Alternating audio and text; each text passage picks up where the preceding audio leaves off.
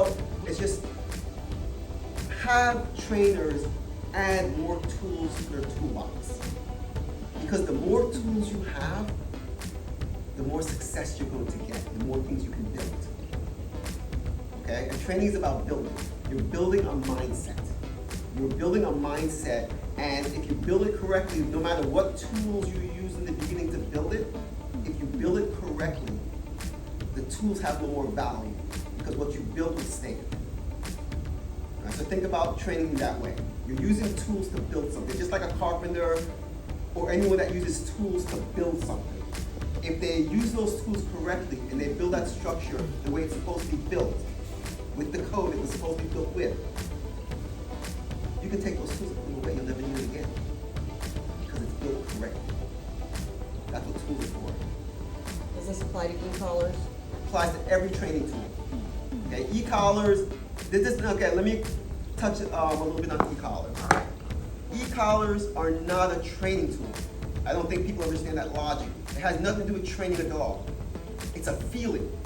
That's all it is. It's how you use that feeling to connect it to something you taught the dog, or to connect it to something that creates an unwanted feeling to a behavior. That's all that is. It's not a training tool. And then the biggest mistake I think that the whole population of training got is they put e-collars on their dogs and try to train them with it. Everything's the e-collar. But guess what also happens? The e-collar is the boss. The e-collar is the job. So when you take that e-collar off, you take off your training as well. Okay? So that's why it's very important. You gotta teach your dogs how to do everything without the e-collar.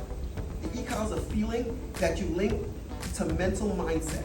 That means when I do this, I, not the collar, me the dog talking, I cause that feeling show up. Within that behavior, that feeling showed up. Not this collar on me.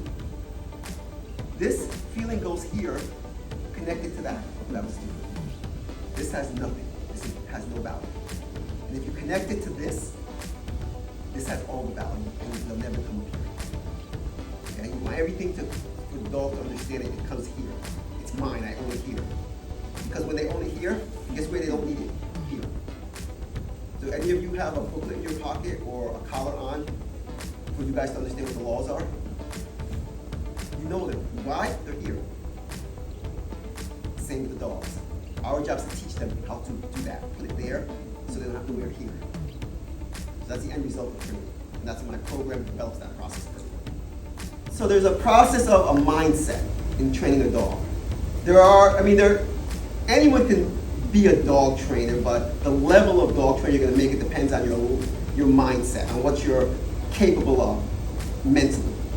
So for me, a well-balanced dog trainer is someone that can be as soft as a lamb and hard as a nail, and everything in the middle of that. That means you're well-suited for every kind of character of dog, because you're going to have to change consistently. You just cannot go in there and say, I'm going to be as soft as a lamb with you, with Cujo. It's not going to work. Okay? Or I'm going to be hard as nails with little Fluffy. It's not going to work. So you have to balance yourself out. And if you only have this mindset of soft as a lamb kind of trainer, that's fine, but you're only going to be able to train soft as a lamb dogs. If you only have that mindset of hard as a nail trainer, you're only going to be able to train hard as a nail dogs. So you're limited on your worth. You're limited on how far you're going to go and how successful your business is going to be because you're stuck. You have to be a good actor or actress to be a good dog trainer. The reason is because you have to change your emotions a lot, and it's got to be heartfelt. You have to make the dog believe you feel that way about them. Okay? Sometimes I have dogs that really need me to be like softer than a lamb, like mush. Okay? But I have to become mush. I can't just say I'm going to be mush. I have to actually become it. All right? That dog has to have such a heartfelt feeling for me that says, oh, I believe you. I trust you. I believe that you're sincere to me. Okay? And that's why it's all active. And the other part is those tougher, stronger dogs, you have to clarify that, yeah, I am way stronger than you. And if you want to test me, please do. And they got to believe that. Okay, so it's a process. Everything is about learning, first of all, how animals learn as a whole, how to deal with certain characters and temperaments of dogs, and then experience is the rest. You have to train a lot of dogs. I can't even remember the number of dogs I've trained. I've been doing this almost 40 years. So I have a lot of dogs under my belt, but that's why I'm so versatile about how many dogs and different characters I can train. And I can just see a situation, know exactly how to handle it, and if any instant, I can change it. And that's the number one key, making sure that we can change for the dog. Never ever try to change the dog for you. It's unfair. You have to change for the dog. You have to change your approach, the clarity of your training, the teaching process for the dog's benefit. You're looking to train a dog. You're looking to make them, teach them how to maintain what you taught them and understand it and make it, and make them believe that it's for the best interest of them. Okay, and this is where a big problem with trainers are, is they have this ego about them. This is a problem. You're not helping the dog. Okay? Oh, you're going to do it this way because the other dog did this way and I'm the boss. Well, no, that's not how it works. You know, you're trying to train the dog to live a positive, happy life. How are they going to do it when they're worried about you being mean to them all the time? You know, you have to give them that. You have to, like, every dog is different when I train it. You know, sometimes I'll have a session with the dog and I don't like how that session went because I don't feel that I gave that dog the best benefit of the doubt of teaching it what I wanted to teach it on its level of learning. That's the key, making sure you train on the dog's level of learning. Not every dog is the same. I have one dog here that I'm training now that it's a little bit each day. Frustrates the heck out of me, but that's my job to help this dog along. I can't say, you know what, I'm going to force you to do this because I'll take 5 steps backwards. So I'd rather spend a little bit more time and chip away at it. And each time I chip away at it, I make a little success, and at the end of it, I'll get the product that I told the owner I would get for them. So, and again, think about dog training as a bunch of different roads, okay? There's all these paths to get to the end result. That's training. This one here might be really easy. This dog just follows all the rules really well and everything goes good. This one here might have some roadblocks. This one may have some puddles you have to go over. This one might have this one. But each one of them is an obstacle that you have to deal with for the dog's sake to get them to the end. Because you know when you get to the end, they're all the exact same. The end result is all the exact same. A well-obedient dog that you can take anywhere and actually has a good life. And owners actually enjoy their dogs. And at the end of the day, that's what you're looking for. Owners enjoying them. Are they going to do everything you ask them to do? No. Okay? They'll probably do maybe, on the average, maybe 60%. But if 60% makes them happy, you did your job. You were successful. Okay? That's all you're looking for. You're looking for because to be perfect, it takes work. Our job as trainers is to be perfect because they're paying us for perfect. They're not paying us for mediocre. They're paying us for their dogs to know their job 100% when they leave us. How they maintain that outside of us is their problem, not ours. Okay? So if they choose, you know what? I'm happy with 60%. Well, you know what? So are we. Because I stopped being so rigid with pet owners because it's too much for them because they don't really need it. They don't want it. They want okay or pretty good. They're happy with that. Okay? Being perfect and being rigid all the time, it takes work. No one has that kind of time. We have to have that kind of time. It's our job. That's all we do. That's not all they do. That's why they can't take it so personally. So I started training, I think I was probably a little over 10 years old when I started. And I learned the whole process, the method training, yelling no to the dog. I could yell no like I would shake your boots when I yelled no, okay? But as I matured more into animal behavior and problem solving and seeing all the kind of unbalanced training, more back in the days of when I was learning, it was more too much force training than anything else.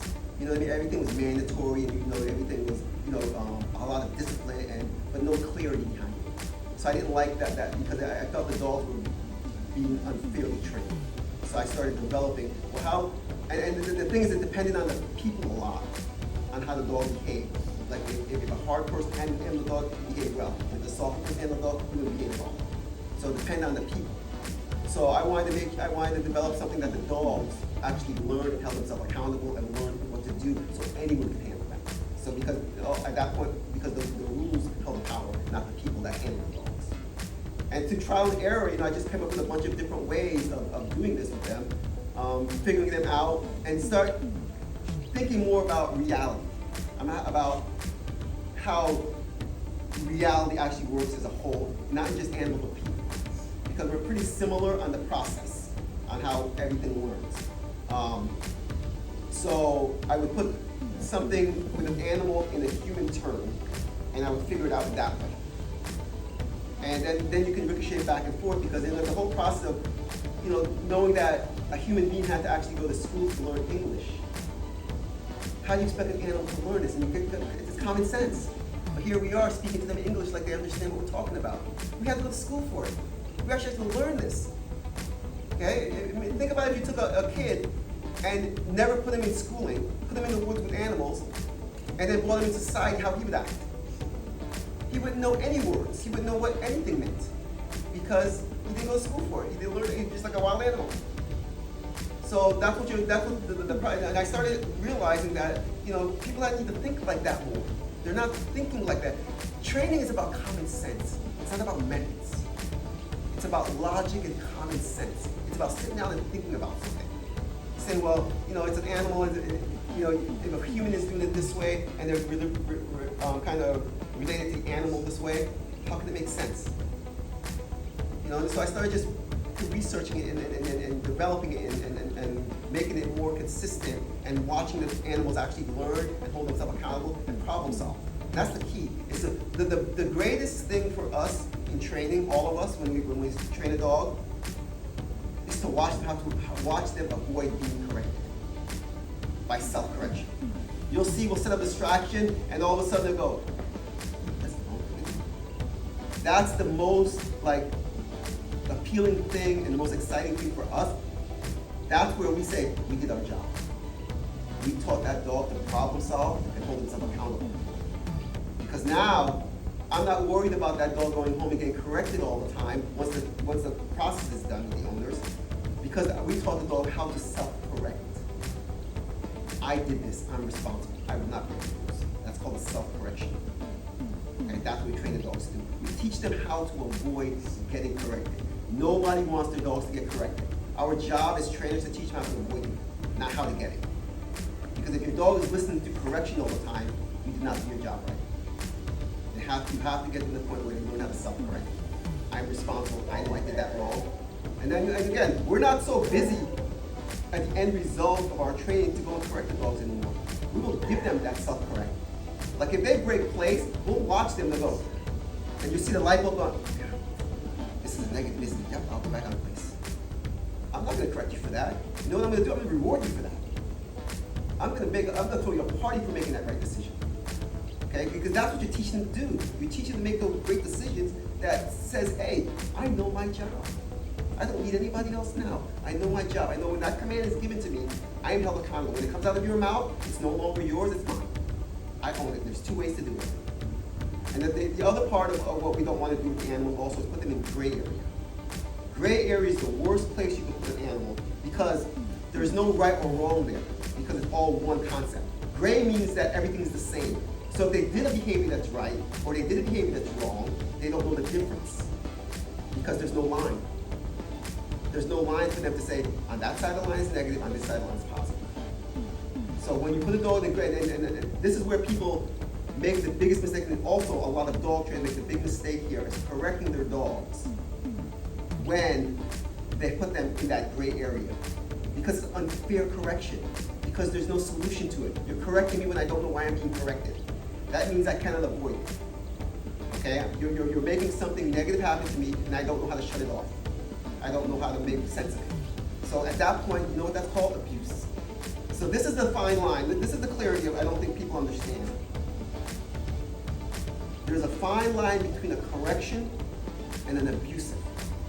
Okay? The difference between the two is abusive means something negative happened with no results. That means you made something negative happen, and that negative is going to stand all the time because nothing was learned by it. A correction means that that negative created a positive reaction to it. That means something better came out of it. That's a correction.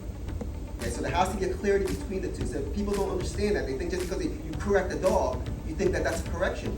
Did the dog benefit from it? Did the dog learn something by it? Did it create a better result for the dog? Did you teach the dog how to avoid that ever happening to you again? That's a correction. Just like how we get corrected. It's corrected to say, don't do it again. Don't do it that way. Okay? But if you're getting corrected over and over and over for the same thing and you're not learning by it, it's abusive. Okay? And I think that's the misconception of negative and positive as a team effort. Is trainers take it to the level of where it becomes abusive, not teaching. And that's where it becomes in conflict. But if you do it with sensibility and clarity, it's justified. Just like breaking the laws, there's consequences, and some of them are physical. Okay, it's justified in the right way. It's abusive in the wrong way. Any other questions?